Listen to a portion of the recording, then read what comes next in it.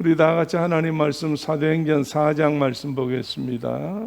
다 찾으신 줄 알고 사도행전 4장 29절 말씀부터 31절까지 다 같이 소리내서 함께 읽도록 하겠습니다.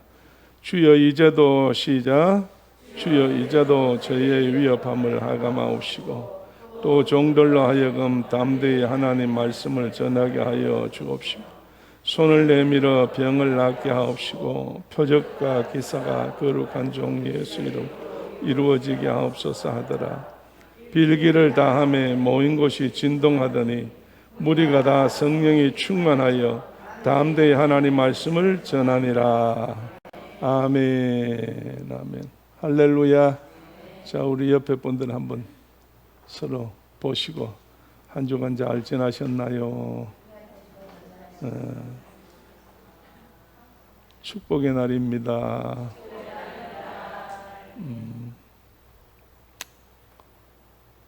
여러분 생활하기가 어떠세요? 말하고 싶지도 않으신가 봐요. 생활 자체가 짜증이 나시나요? 날만도 하지요.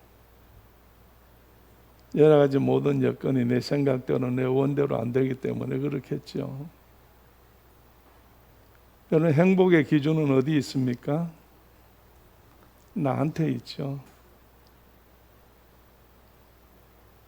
복된 기준이 어디 있어요?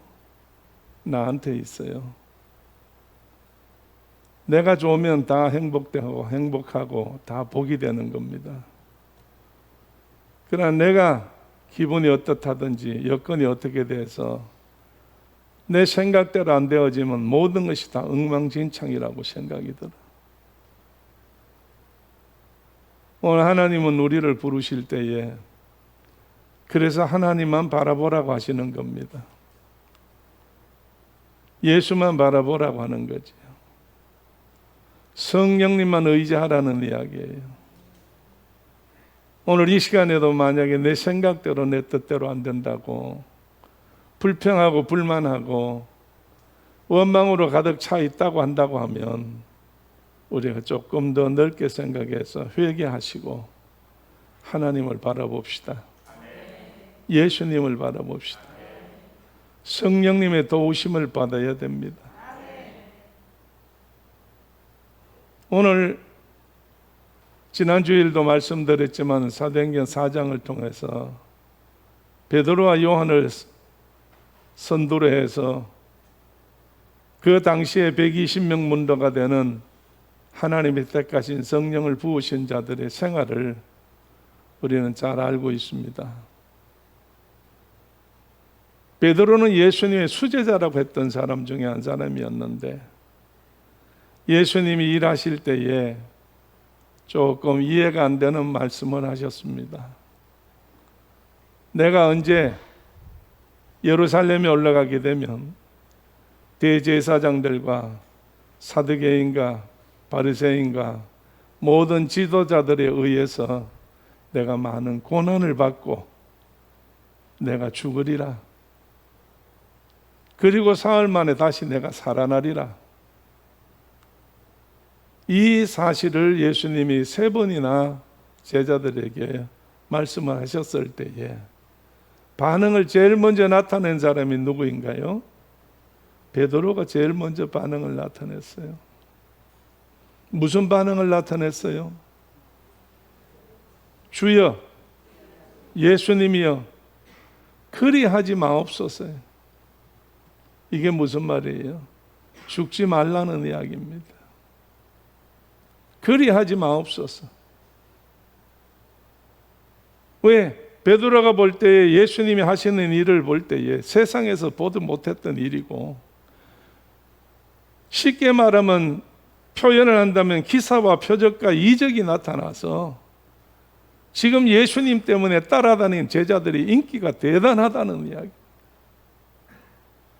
그런데 예수님이 예루살렘에 가서 죽으신다면 우리는 뭐가 되느냐 이거예요.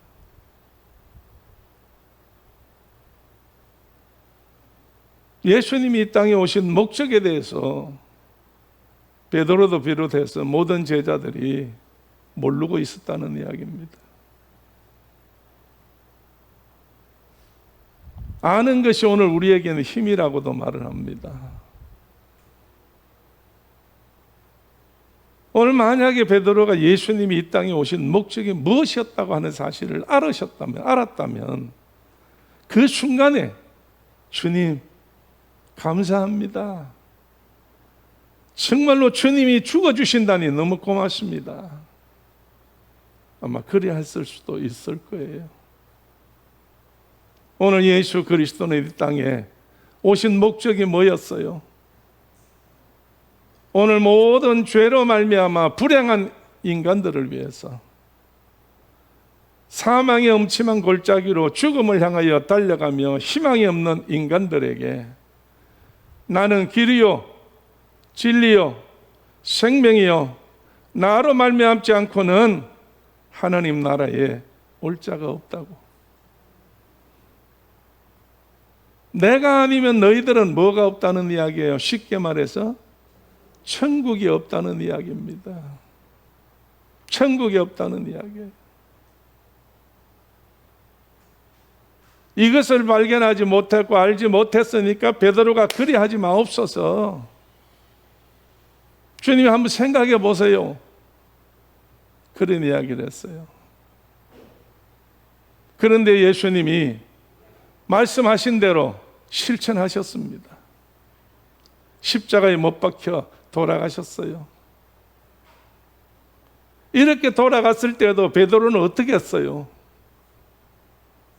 재판받을 때에 나는 모른다까지 했고 그가 저주받아야 된다고까지 한 사람이에요. 예수님을 따라다니면서 예수님과 함께 동거동락을 하며 3년 6개월 동안에 같이 먹고 같이 자고 생각이 같고 생활이 같은 생활을 그렇게 같이 있으면서도 했으면서도 이런 일이 벌어졌으니 오늘 한편으로 생각해 본다고 하면 나 같은 사람이 지금도 예수님을 따라가고 예수님과 함께 생활하고 예수님을 믿고 예수님을 의지하고 있다고 하는 이 사실 하나가 대단하다고 생각이 듭니다. 우리는 예수를 본 적도 없어요. 그분의 말씀을 우리는 들은 적도 없어요. 우리는 다만 예수님 말씀하신 것을 제자들이 기록한 성경을 통해서만 보고 성경을 통해서만 알고 있다는 이야기. 그래서 누구든지 이 예언의 말씀을 읽는 자가, 듣는 자가, 지키는 자가 복이 있다고 그랬으니 오늘 여러분이요, 우리는 정말로 어떤 일 때문에, 어떤 사건 때문에, 어떤 여러 가지 이유 때문에 이 자리에 앉아 있는 것이 아니라 말씀대로 이야기한다면, 말씀대로 한다고 하면 우리는 뭐 때문에 앉아 있어요? 복 받기 위해서 앉아 있는 거예요. 그렇잖아요. 읽는 자라고 그랬어요. 듣는 자라고 그랬어요. 지키는 자라고 그랬어요. 그러니까 이걸 누가 하고 있어요, 지금? 내가 하고 있지요. 여러분이 하고 계시잖아요. 옆에 있는 집사님이, 권사님이 이 일을 하고 계시다는 이야기예요. 그렇기 때문에 우리는 하나님 앞에 정말로 어쩌다가 이렇게 복을 많이 받았는지, 다른 사람이 우리 보고 뭐라고 한다 할지라도 아이고 어떻게 저렇게 살지 한다 할지라도 여러분 다른 사람의 말에 필요 없어. 예수님 말씀이 필요한 거지. 오늘 여러분들이 정말로 예수님 말씀이 내 안에, 내가 예수님 말씀 안에 있다고 한다고 하면 나는 어떤 사람이에요? 복을 받은 사람이라고요. 복을 받은 사람이요. 그래서 베드로도 요한도 120명 문도가 예수님이 죽었다가 다시 3일 만에 부활하시어서 예수님께서 부활하시어 40일 동안 저희들과 함께 계시면서 가르칠 때에 뭐라고 그랬어요? 너희가 몇 날이 못되어 뭘 받으면? 성령을 받으면 그랬어요. 권능을 받고 능력을 받고 예루살렘으로부터 사마리아, 유다 땅끝까지 이르러 뭐가 된다고? 내 증인이 된다고 그랬어요. 오늘 성령을 받아야 예수님이 죽은 걸 안다는 이야기예요. 십자가에 못 박힌 걸 안다는 이야기예요. 오늘 여러분 예수님 말씀하실 때 너희가 성령 받으면 어디에서부터? 예루살렘에서부터. 예루살렘은 여러분이요, 예수를 십자가에 못 박은 주인공들이 거기를 자리를 차지하고 있다는 이야기예요. 그 사람들과 대결을 앞으로 해야 된다는 이야기예요. 그 사람들과 함께 싸워야 된다는 이야기예요. 그래서 그들을 다시 한번 깨닫게 해줘야 된다는 이야기예요. 예수님이 부르신 목적이 바로 그거라는 이야기예요. 그래서 땅 끝까지 이르러 내 증인이 되라. 너희는 칼이 목숨에 들어오고 정말로 너희 숨을 끊는 한이 있다 할지라도 죽을지라도 내 이름을 증거해야 된다. 오늘 예수를 증거해야 된다는 거예요. 오늘 세상에서 예수 이외에 다른 이름으로 구원 얻을 만한 이름을 준 적이 없다고 3장 앞에 기록되어 있어요. 오늘 분명코 예수의 이름만이 우리는 구원받을 수 있다는 이야기고 축복받을 수 있다는 이야기고 새로워질 수 있다는 이야기입니다. 예수님이 부활하셔서 이제 가르치고 난 다음에 40일 날짜가 되어서 하늘로 가셨어요. 그 말씀을 믿고 예루살렘에 모여서 기도하다가 120명 문도가 열흘 동안에 열심으로 기도하다가 하늘문이 열려. 그래서 저들에게 성령이 임하시게 됐어요. 성령이 임하게 되니까 제일 먼저 나타나는 것이 뭐냐? 말하는 게 나타났어요. 어눌한 입이 열리게 됐어요. 이웃 사람들에게 알지 못하는 언어로 말을 할 수 있는 청만국 통상어가 저들 입에서 터지게 되었어요. 그래서 수없는 사람이 예루살렘에 모여왔어요. 유월절을 지키기 위해서. 오늘로 말하면 강복절 같은 절기를 지키기 위해서 나라에서 18월 15일 날 무엇을 하듯이 그 당시에 이스라엘에는 유월절이었어요. 그렇게 말할 수 없이 엄청난 숫자가 사람들이 모여왔을 때에 정말로 제일 많이 모여올 때는 100만 명도 모인다는 거예요. 작은 도시에. 그럼 100만 명이라는 그 어마어마한 수가 어디서 오느냐 이거예요. 그 수가 여러분이요 3장 말씀해 보면 이 베드로를 비롯해서 제자들이 설교를 하게 될 때에 맨 나라 사람들이 맨 나라 교포들이 왔다고요. 15나라의 교포들이 찾아왔다고. 그래서 저들이 과거에는 예수를 십자가에 못 박아라고 주먹을 쥐고 예수는 저주받아야 된다, 예수는 죽여야 된다고 했던 그 사람들이 예루살렘에 모여서 집에 돌아가지 않고 기다리는 동안에 성령 받은 베드로가 요한이 12 제자들이 120명 문들이 만나는 사람마다 예수에 대한 이야기를 하는 거예요. 당신들은 예수를 십자가에 못 박았어. 죽였어. 장사 지내고 묻었어. 근데 하나님이 예수님을 살리셨어. 그래서 살리셔서 살아나셨어. 살아났어. 그래서 하늘로 가셨어. 자기 자리로 가셨어. 이제는 정말로 예수님이 모든 일을 하시게 되었어. 증거하기 시작했어요. 과거에는 예수님에 대해서 베드로가 뭐 어떻게 했다고? 그리하지 마옵소서 하고 뜯어 말리던 사람인데 이제 와서 예수님이 가시고 난 다음에 보내신 성령을 받고 났더니 이제는 주를 위해서 내가 죽더라도 내가 한번 투쟁을 해서 정말로 예수님의 나라를 개척해 보겠다는 이야기. 오늘 분명히 하나님은 우리 가운데 역사하시는 줄로 믿습니다. 오늘 대한민국은 대단한 나라예요. 여러분 불 꺼질 뻔했던 등장 같은 대한민국이 정말 모든 것이 다 소망이 없고 희망이 없고 패망이 되었고 정말로 전쟁으로 잿더미가 되어진 이 나라가 70년 만에 세계에서 10대 강대국 속에 들어갈 수 있도록 하나님이 축복하셨어요. 한번 따져볼까요? 나라는 정치를 잘해야 되는데 이 나라가 정치를 잘해서 이렇게 10대 나라 안에 들어갑니까? 오늘 자원이 풍부해서 돈이 많아야 되는데 대한민국이 자원이 풍부합니까? 오늘 여러분 어떤 걸 봐도 세계에서 대한민국은 기름 한 방울 안 나는 나라예요. 정치를 잘했다고요. 우리가 다 알고 있잖아요. 정치를 잘했으면 대통령마다 감옥에 안 들어간 대통령이 누가 있어요? 본인이 안 들어가면 가족들이 다 들어갔잖아요. 앞으로도 예고가 돼 있는 거 아니에요. 너무 걱정하지 마세요. 얼굴들 보니까 굉장히 걱정인 것 같아요. 에? 자기 가족이 감옥 갈까 봐 굉장히 걱정 같은데 여기 앉은 여러분 가족은, 내 가족은 감옥 갈 일이 없어요. 왜? 한 일이 없으니까.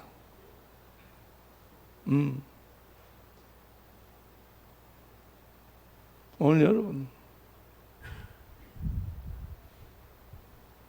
그런데 베드로를 비롯해서 요한과 120명 문도가 성령을 받고 난 다음에 견딜 수가 없어 예수를 증거했더니 예루살렘 성전 안에 있는 대제사장인가 사두개인가 바리새인들이 이들을 잡아다가 족치고 두드리면서 너희는 예수에 대한 말을 하지 말아라.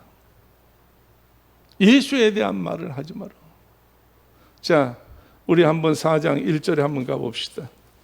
4장 1절로 한번 가보세요. 사도들이 백성에게 다 같이 시작.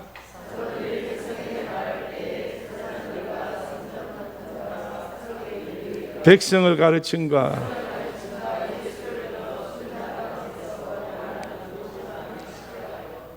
저희를 잡음에 날이 이미 저문 거로 이튿날까지 가두었으나 아멘. 자, 베드로 요한이 도둑질한 것도 아니고 남을 상해를 입힌 것도 아니고 남의 집을 들어간 것도 아니고 그저 예수의 복음만 전한 거예요. 복된 소리만 전한 거예요. 그런데 이들을 잡아서 어떻게 했다고? 가두었다고 그랬어요. 오늘 정말 예수님의 복음을 전하고 복받아라 복받아라고 하는데 이들을 가두었다는 이야기 옳시다. 이유가 뭐예요? 이유가 자, 2절 말씀 보니까 백성을 뭐 한 거? 뭘 가르쳤어? 예수를 가르친 거예요. 너희가 예수를 십자가에 못 박지 않았느냐, 이걸 가르쳤다는 이야기예요. 두 번째, 예수는 어떻게 했다고? 죽은 자 가운데서 부활했다는 이야기예요. 이거는 사실이잖아요. 자기들이 다 본 거 아니에요. 그런데 이것을 싫어했다는 이야기예요. 바르게 가르쳐 주는 거, 복 받는 길 가르쳐 주는 거 싫다는 이야기예요. 자기들이 죽은 자는 저주를 받아야 되지, 살아났다, 다시 한번 부활했다, 이런 말은 있을 수 없는 일이니 하면 안 된다, 그 말이에요. 오늘 여러분, 진실은 속일 수가 없는 겁니다. 진실은 속일 수가 없어요. 그래서 예수님도 진정한 자유가 뭐냐, 자유가 뭐라고 그랬어요? 뭐가 자유를 준다고? 진리가 너희를 자유케 하리니 그랬어. 진리가 없으면 자유가 없어요. 오늘 진리가 누구요? 예수님 자신이 뭐라고 그랬어? 나는 길이요 진리요 그랬어. 이 세상에는 예수밖에는 자유가 없어. 예수밖에 자유가 없다고. 그래서 예수님이 공생의 3년 반 동안에 모든 유대인들, 이스라엘 사람들이 힘들어하고 가난해서 병들고 어려움 당하고 고난 당하고 로마 정부에 정말로 짓밟혀 가지고 군합발에 고통당하고 괴로움 당하고 옥에 갇혀 있던 이들 모든들에게 이들에게 소망을 준 사람이 누구예요? 예수라는 이야기입니다. 왜? 예수만이 가난에서 자유를 주었어. 예수님만이 질병에서 자유를 주었어. 예수님만이 짓밟히는 자에게서 자유를 가지도록 했어요. 오늘 예수님만이 이 일을 한다는 이야기예요. 그럼 오늘도 역시 마찬가지예요. 오늘 여러분이 많은 사상이 있어요. 많은 이론이 있어요. 그러나 그거 다 필요 없고 오직 누구밖에 없어요? 길이요 진리요 예수밖에 없다는 이야기예요. 그래서 세계 지도를 펼쳐놓고 볼 때에 예수 믿는 나라와 예수 믿지 않는 나라는 판이하게 두 가지로 나누어지는 겁니다. 예수를 믿으면 공산주의가 될 수가 없어. 예수가 오시면 공산주의가 다 무너져. 그러나 예수 떠나면 공산주의가 돼버리는 거예요. 그러다면 처절하게 뭐가 되는 거예요? 짐승같이 살게 된다는 이야기예요. 이름은 존귀하지만은 결국은 정말로 결과가 뭐예요? 멸망받을 짐승같이 된다는 이야기예요. 오늘 어쨌든 간에 다시 한번 우리는 이 말을 정말로 벗어낼 수가 없습니다. 왜? 우리는 같은 동족이지만은 북과 남이 다르다는 이야기예요. 왜? 예수가 계시는 나라가 예수가 없는 나라가 차이가 이렇게 다르다는 이야기예요. 오늘 어쨌든 하나님은 우리 가운데 계시어서 역사하시는 줄로 믿습니다. 오늘 우리는 소망이 있어요. 희망이 있어요. 내일 무슨 일이 일어난다 할지라도 예수님만 계시면 역사가 일어나는 거예요. 우리 예수 잊어버리면 안 돼요. 어느 젊은 신학생이 공부를 하다가 믿음이 들어가서 나도 예수님을 전해야 되겠다. 그래서 신학 가서 공부해서 목사가 되어야 되겠다. 그 생각을 가졌어요.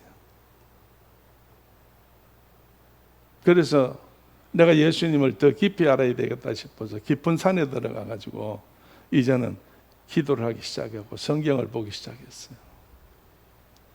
며칠이 지나니까 자기가 생각한 거하고 자기가 행동하는 이 모든 것이 그래서 앞뒤가 잘 안 맞는 것 같은 생각이 들고, 그렇다고 주의 음성을 들을 수도 없고 깨달을 수도 없고 이렇게 자기 혼자서 복잡해졌어요. 그래서 생각하다가 그래도 날 인도해주는 목사님을 한번 만나러 가야 되겠다 싶어서 산에서 나와가지고 목사님을 찾아왔어요. 그래서 자기가 있던 이 모든 생각과 마음을 전부 다 토로했어요. 지금 내가 안정이 안 됩니다. 정리가 안 됩니다. 내가 앞으로 어떻게 해야 될는지 진로가 안 생깁니다. 목사님 어떻게 하면 좋을까요? 그랬더니 목사님이 잠깐 나갔다 오시더니 큰 그릇을 하나 이렇게 양재기 같은 그릇을 하나 들고 오는데 이만한 그릇에 물을 가득 채워가지고 들고 왔어요. 그래서 물을 채워가지고 와서 이 청년에게 주면서 이걸 받아, 그리고 이거를 들고 이 동네를 한 바퀴 확 돌고 다시 이곳으로 돌아라고. 그러면서 마지막으로 목사님이 부탁해. 물을 한 방울도 흘리면 안 돼. 조심해서 다녀와. 그랬어요. 이 친구가 들고 나가서 얼마나 신경을 쓰는지. 왜 신경을 써요? 물을 한 방울도 안 흘리려고 신경을 써. 그래서 돌다 보니까 막 땀이 나고 그 큰 동네를 한 바퀴 돌아오니까 지칠 정도로 그냥 힘이 들었어요. 그래서 땀이 팍 흘려가지고 이제 목사님 앞에 와서 목사님 다녀왔습니다. 헉헉거리는 거예요. 너무 힘이 들어서.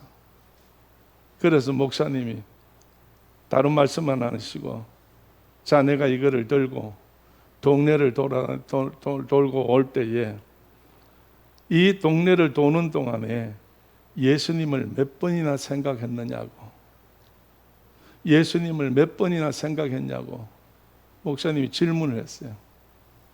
그럴 때에 이 젊은이가 한다는 이야기가, 목사님, 물 쏟을까 봐 걱정이 돼가지고 예수님 생각 한 번도 못했습니다.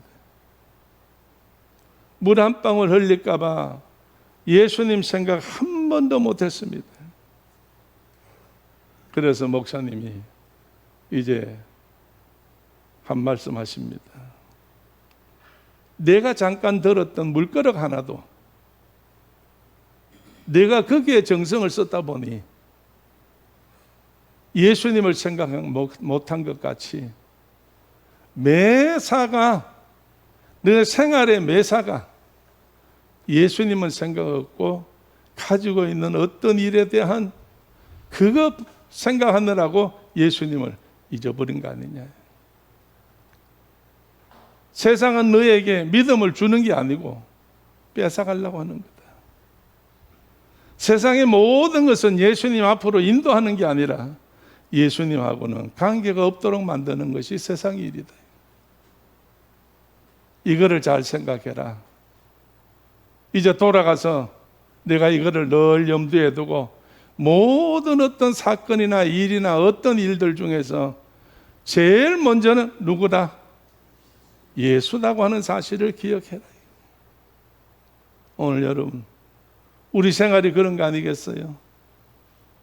말은 예수고 정말 우리가 모습은 예수 닮은 것 같았는데 실제로 생활하면서 자기 욕심 때문에, 자기 어떤 것 때문에, 소유 때문에 예수는 관계가 없다는 이야기입니다.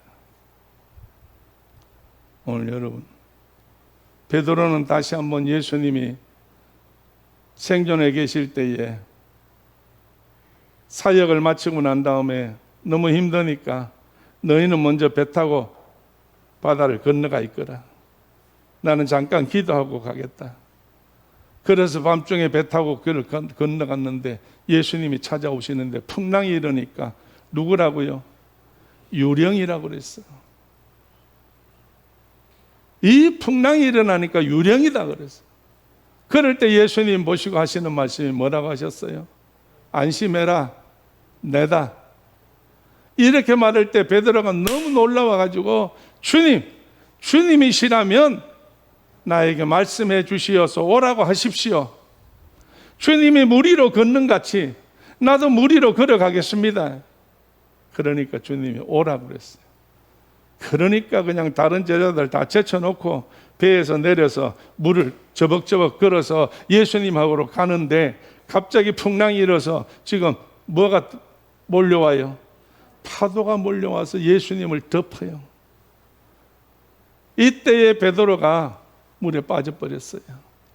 그래서 급하게 주여 날 도우시옵소서 할 때 주께서 손을 잡아 이렇게 세우시면서 베드로야, 베드로야, 내 믿음이 어디 갔느냐? 나를 바라봐야 되지. 풍랑을 바라보니까 두려운 거 아니냐? 오늘 여러분, 두려움은 우리가 주님과 거리가 멀어지는 거 만드는 거예요.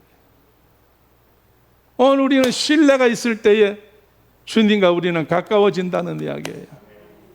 오늘 분명코 우리가 다시 한 번 더 이제 모든 생활의 어떤 것을 보고 안 된다, 된다, 뭐 좋다, 나쁘다, 여러분 그것이 우리의 신앙을 좌우하는 게 아니고 그것이 우리의 믿음을 좌우하는 게 아니에요. 우리는 어떤 일을 당하든지 간에 오직 예수만 바라봐야지. 오직 예수만 바라봐야지. 베드로 요한이 정말로 예수님 말씀대로 예루살렘을 떠나지 말라고 떠나지 않고 열흘 동안 힘써 기도할 때에 예수께서 보내신 성령, 요한복음 14장에 뭐라고 말씀했어요? 보혜사 성령, 하나님이 보내신 것, 이제 그것이 너에게 임하면 생각나게 하고 가르쳐 준다고 그랬지.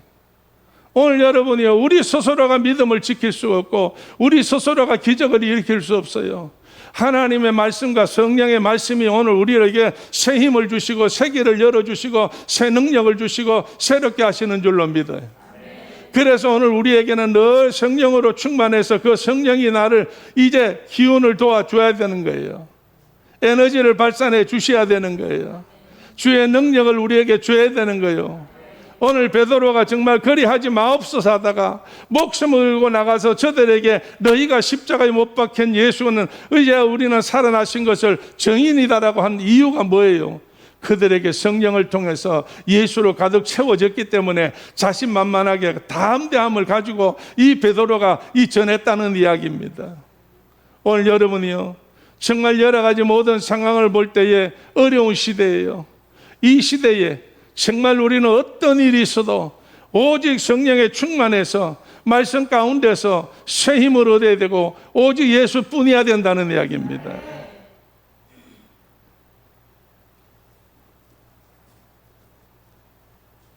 어느 작은 섬이 있는데 그 섬에 배들이 많이 지나다니는 섬인데 지금같이 뭐 큰 배는 아니겠죠. 그 당시는 선원들이 배를 타고 갈 때에 밤중을 거기에 밤에 지나갈 때쯤 되면 그 섬에서 모든 사람이 들으면 마음을 뺏길 수밖에 없는 요정의 노래소리가 들려온다는 거예요. 그러면 그 힘들게 바다에서 일하다가 집으로 가는 길에 요정의 노래소리가 들리면 그만 배에 탄 사람들은 전부 다 마음이 다 뺏긴다는 거예요. 누가 뭐라고 하지도 않았는데 다 자기들 나름대로 그 요정의 노래에 끌려서 전부 다 바다로 내려가, 물에 내려가 수영을 해서 찾아간다고. 그래서 그날 밤이나 어느 날이나 하여간 늘 거기를 지나가다가 요정의 노래를 듣는 이 배꾼들은 전부 다 바다에 가서 죽어버렸다는 거예요. 아침에 날이 새면은 시체만 떠 있고 배만 혼자서 덩그렁하게 파도에 출렁거린다는 이야기예요. 근데 유일하게 늘 다니는 배 중에 한 배는 한 사람도 빠지는 사람이 없다는 거예요. 왜 그렇겠어요? 그래서 이 배에 탄 모든 사람들이 의논을 해서 합의를 해가지고 그 섬을 지날 때에 요정이 나와서 노래를 시작할 때쯤 되는 그 지경에 가게 되면 배에 타고 있던 선원들이 다 가판 위에 올라와가지고 전부 모인다는 거예요. 모여가지고 가판에 모여있는 모든 선원들이 전부 합창을 한다는 거예요. 있는 힘을 다해서 그냥 막 자기들 나름대로 노래를 부른다는 거예요. 그럼 노래를 너무 열심히 부르니까 요정은 어떻게? 자기는 요정은 부르다가 힘이 빠져서 집으로 물속으로 들어가 버린다는 거예요. 그런데 이 배는 한 사람도 빠지는 사람이 없다는 이야기예요. 이해가 되는지 모르겠어요. 오늘 여러분, 사탄이, 마귀가 우리를 깨우기 위해서 수단과 방법을 가리지 않고 어떤 모습으로라도 우리를 침범해 오는 겁니다. 너는 안 돼. 너는 못해. 너는 할 수 없어. 너는 죽어. 너는 가난해. 너는 어떻게 하든지 간에 안 돼. 자꾸 이런 불안한 자세만 넣어주는 거예요. 이때에 거기에서 나를 도와줄 길이 여기 있구나 하고 끌려가게 되면은 그렇게 된다는 이야기예요. 그러나 선원들이 힘을 합쳐서 이와 같이 된 같이 예수님이 너희들 하나하나 따로따로 있다가는 다 흩어져 버린다. 받을 때까지 예루살렘을 떠나지 말라는 이야기예요. 오늘 여러분이 우리가 흉한 소리를 듣고 어려운 소리를 듣고 어려운 사건을 우리가 보고 할 때에 우리가 뿔뿔이 정말 부정적인 이야기 할 때가 아니라 이런 어려움을 당할 때에 모여서 하나님 앞에 기도할 때에 우리가 모여서 찬송할 때에 우리가 모여서 말씀 들을 때에 누가 역사하시는 거예요? 성령께서 역사하시는 줄로 믿어. 그래서 여러분이요, 지금 대한민국이 어떻다 저떻다 정치가 어떻다 누구는 어떻다 뭐가 어떻다 아무리 그런 소리 온다 할지라도 여러분 우리는 두려워하지 말고 떨지 말고 망할 거라고 생각하지 말고 하나님은 이 대한민국의 핏값을 아버지 하나님께서 순교자들의 그 핏값을 분명하게 이루어낼 줄로 믿어요. 오늘 분명코 여러분이요 오늘도 이 전국 방방곡곡에 주의 이름으로 모여 예배드릴 때에 이 예배를 통하여 하늘문이 열리는 줄로 믿어요. 오늘 성도들의 기도를 통해서 하늘문이 열리게 돼요. 그럴 때 하나님이 역사하는 줄로 믿습니다. 할렐루야. 자, 서로 옆에 한번 쳐다봅시다. 무슨 일이 있어도 요정의 놀이를 듣지 마세요. 힘을 다해서 마음을 다해서 목숨을 다해서 우리 한 마음으로 주님을 사랑합시다. 주님을 사랑합시다. 잘 될 겁니다. 완전해질 겁니다. 주의 축복이 올 겁니다. 집사님 건강해집니다. 집사님 건강해집니다. 할렐루야. 오늘 소망 있는 귀한 나라 되도록 우리가 힘을 모두어서 정말 예수만 증거할 때에 예수뿐입니다. 예수로 말미암아 이 나라가 오늘날까지 이렇게 되어졌는데 이제 이 나라를 통해서 세계 만방에 예수를 전할 수 있는 선교 국가가 되었는데 이제 최선을 다해서 이거 지킬 때에 하나님은 이 나라를 들어 쓰시기 위해서 잘되게 할 줄로 믿습니다. 도와주실 걸 믿습니다. 부어주실 걸 믿어요. 쓰실 줄로 믿습니다. 우리 다 같이 두 손 가슴 앞에 모으고 한 음성으로 주여 외치고 기도할 때에 정말 하나님이여 이 나라의 민족을 도와주시고 정말 우리들 한 사람 한 사람을 주님께서 붙잡아 주옵소서.